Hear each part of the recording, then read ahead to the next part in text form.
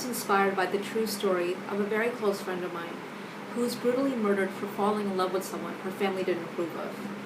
This work is a tribute to this amazing woman who had the courage and the conviction to follow her heart and stand up to her family.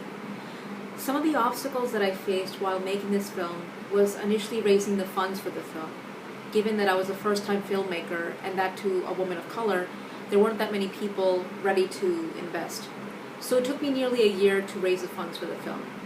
Once I had the money in place, I started receiving a lot of opposition from fundamentalist groups. They just felt offended by the subject matter, and they really didn't want me to make the film. And so I started getting hate mail. When I didn't respond to that, I started getting death threats, and that's when I decided to lay low and tell everyone that I wasn't going into production when in fact I was, but I just wanted to let the hysteria die down. And so I let a few months go by, and then I quietly went into production and completed the film. My number one goal for this film is to raise awareness about honor violence and honor killings in the West. Unfortunately, many people are under the misconception that honor violence and honor killings only happens in certain countries like the Middle East, India, Pakistan, when in fact it's happening all over the world. 20,000 women are killed every year in the name of family honor.